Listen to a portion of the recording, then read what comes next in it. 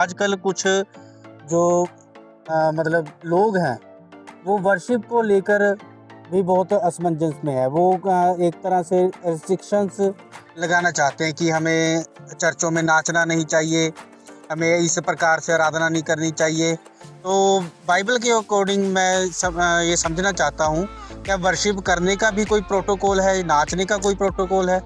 हाँ, देखिए ये जो सवाल है, अगर हम इसको देखते हैं पवित्र शास्त्र बाइबल में से, सबसे पहले तो आपको पता ही है कि राजा दाऊद जो थे, राजा दाऊद ने सेकंड सैमुएल में इस बात का जिक्र आता है कि नाच गाकर यहोवा परमेश्वर के उस वाचा के संदूक को लाया गया और वो पूरी तरह से क्या थे, कपड़े होकर वो नाचे थे। ठीक है, पहली बात।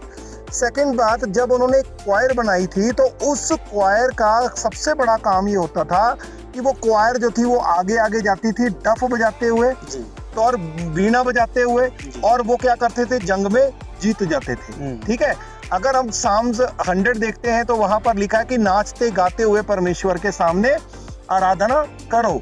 अगर हम लोग एक जय घोष की बात करते तो मिरियम जब इजराइली जीत कर वापस आए थे तो मिरियम जो प्रोफेटस जो मिरियम थी, डफ बजाते हुए औरतों को इकट्ठा करते हुए वो नाचे थे और ये सारी चीजें हुई थी।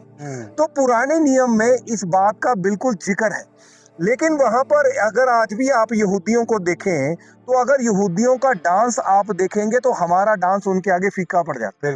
असल में ये जो डांस क्यों करता है व्यक्ति, आम जिंदगी में तो डांस करता नहीं है। डांस करता है शादियों में, किसी की बर्थडे पार्टी में, या बहुत ज्यादा किसी को खुशी होती है तब वो वहां पे नाचता है। तो यहाँ पर जब आप पवित्र शास्त्र बाइबल में लिखा है कि बड़े आनंद के साथ हमें परमेश्वर यहोवा के भवन में जाना है। अगर हम लोग प्रभु यीशु मसीह जी की बात करते तो हमारे राजा जी ने यह कहा कि हमें आत्मा और सच्चाई से आराधना करनी जरूरी है। परमेश्वर ऐसे आराधकों को ढूंढते हैं जो आत्मा और सच्चाई से क्या करते हैं, परमेश्वर की आराधना करते हैं।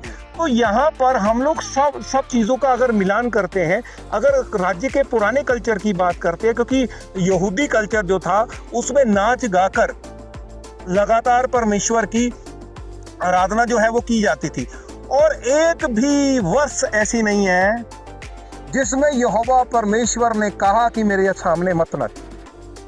हाँ, एक बार कहा कि तुम्हें नाचना नहीं है। किसके सामने नहीं नाचना?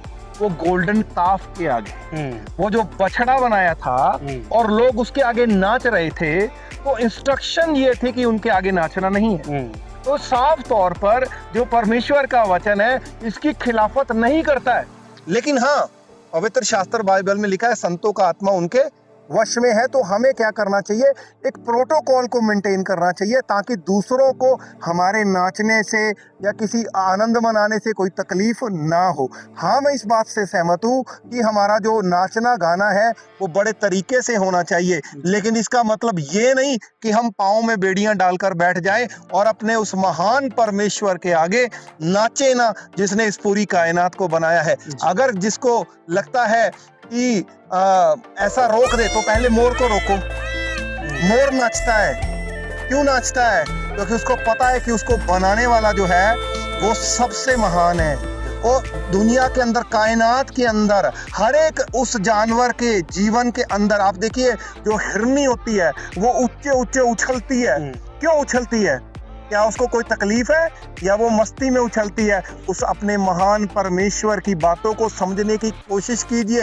ये जो पूरी कायनात है ये भी परमेश्वर के आगे आनंद मनाती है। मैं विश्वास करता हूँ, आप ये देखो, जब भी कोई बारिश होती है तो तरह तरह से जानवर जो है वो शोर मचाते हैं, और शोर मचाने के बाद वो क्या करते हैं, वो मुझे लगता है कि वो थैंक्स करते होंगे उस महान परमेश्वर का।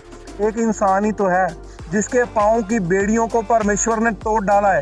एक इंसान तो है जिसको परमेश्वर ने आज़ाद कर दिया है। अगर मैं एक जगह पर गया था बाइबल कॉलेज में, मुझे याद है एक बंदे को बेड़ियां लगाकर बिठाया हुआ था क्योंकि वो नशा करता था और बाइबल कॉलेज से भाग जाता था। लेकिन जिस समय हम लोग नाच गा के आराधना कर रहे थे, वो अपनी बेड़ियां बजाकर आराधना कर रहा था और संगलियां बजाकर आराधना कर रहा था।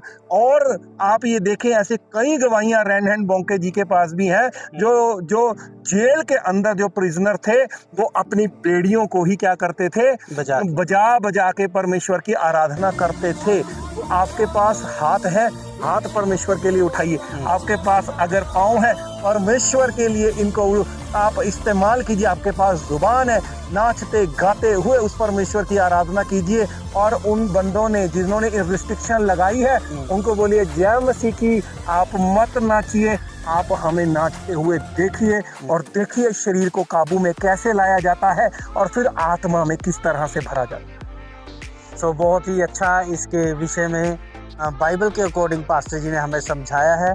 तो परमेश्वर में आनंद अगर आप मनाना चाहते हैं तो आप मना सकते हैं। ऐसी कोई बाउंडेशन नहीं है कि हम परमेश्वर के आगे नाच नहीं सकते। सो आप सभी का बहुत बहुत धन्यवाद। बने रहिए द पॉल्स चैनल पर आपके अपने ब्रदर जितेंद्र पॉल के साथ और परमेश्वर के दास रेवरेंड जितेंद्र स्टीफन जी के साथ। धन्यवाद। सबको जय मसीह की।